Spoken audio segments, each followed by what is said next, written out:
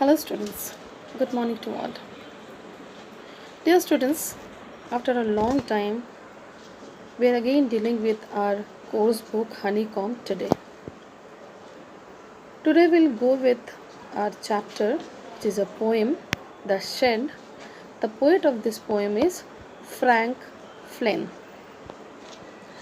Dear students, it's a very different kind of topic on which the poet Frank Flynn has composed his lines, and he has very beautifully composed the lines of his poem, and he has tried to give this poem a very funny look. Like, if we generally talk about a shed, we we general people can't think about thinking of funny words which could bring smile on the face of the readers. It is not possible for uh, normal people like us, but the poets or the writers or the authors, they use various different type of words. Their vocabulary is in a different uh, sense which is used in the writing of theirs. Dear students, first of all, we should know about the meaning shed.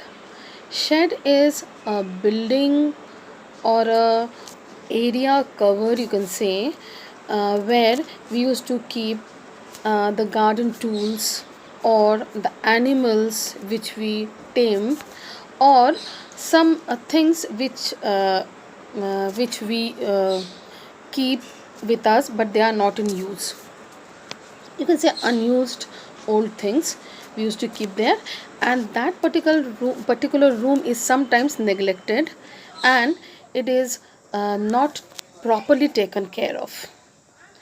So sometimes when a area or a closer or a building is not in use, or where people do not go every time, that gives a very haunted appearance, and children generally feel fear to enter there.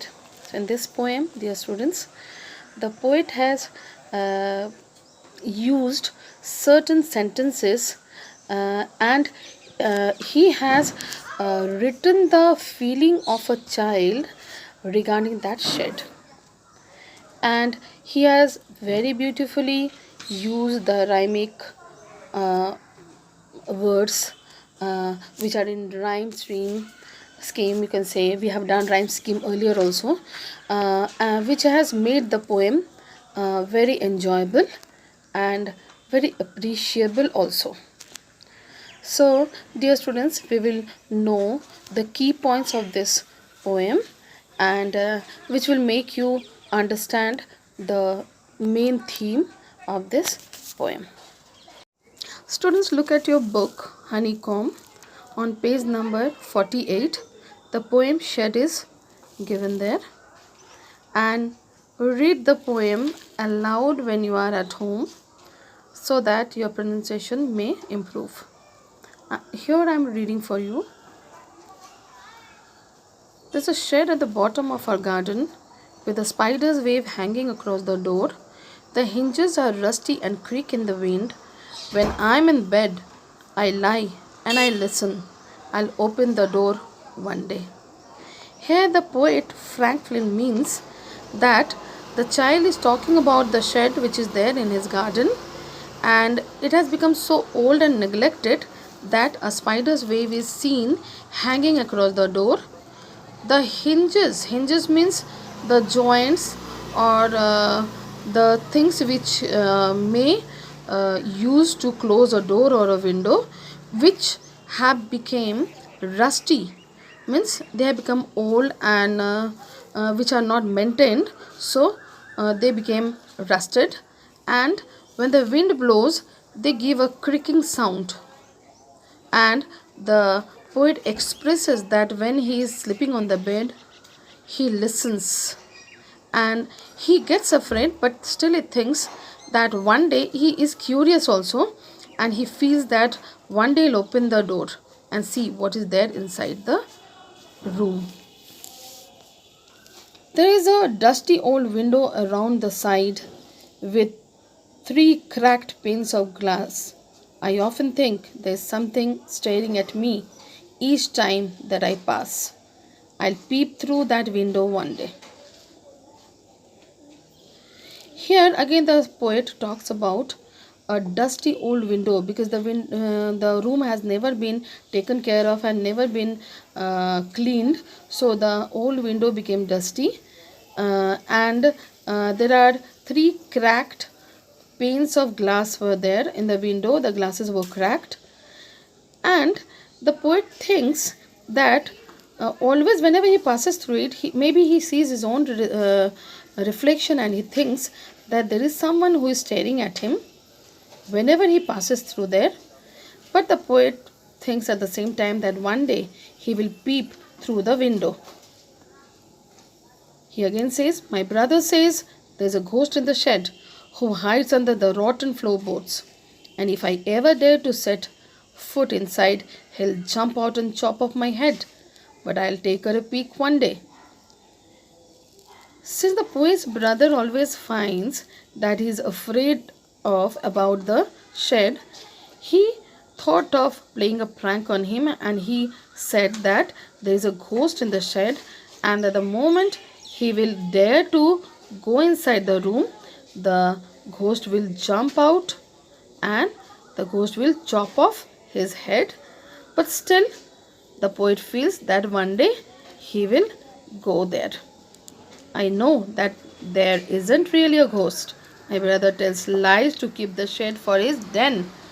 There isn't anyone staring or making strange noises, and the spider has been gone from his web. Since I don't know when I'll go into the shed one day soon. Two kinds of feelings are there in the mind of the poet.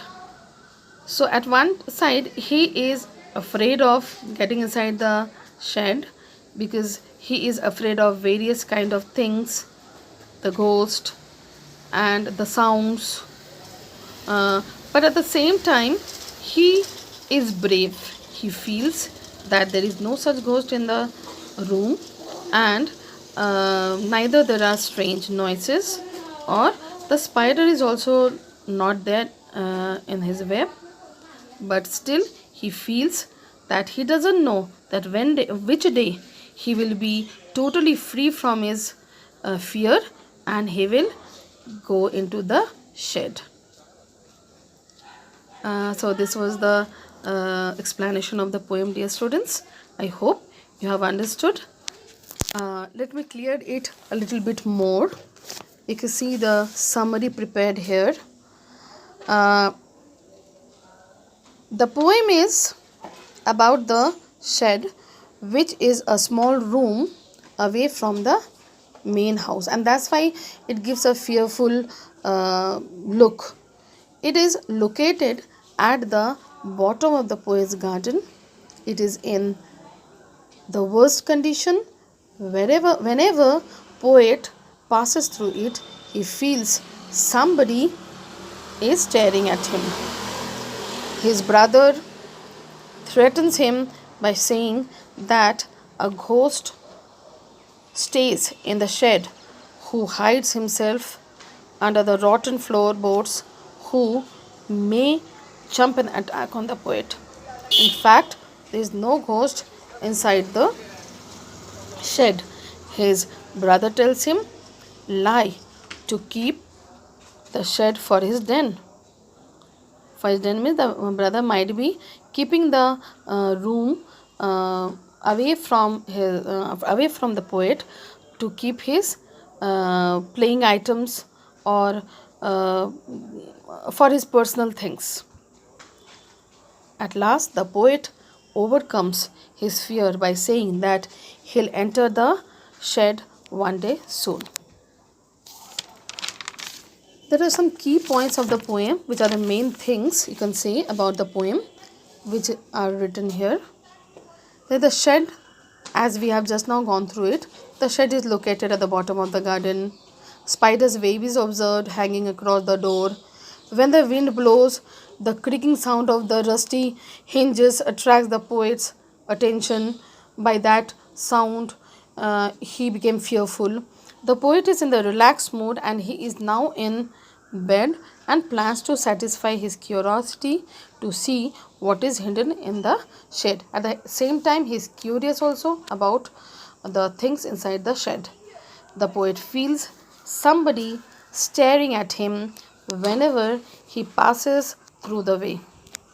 The poet's brother convinces him by saying that a ghost lives in the shed and he may attack on him if he enters the shed. The poet is partially frightened but does not completely believe and has a plan to look through the window one day.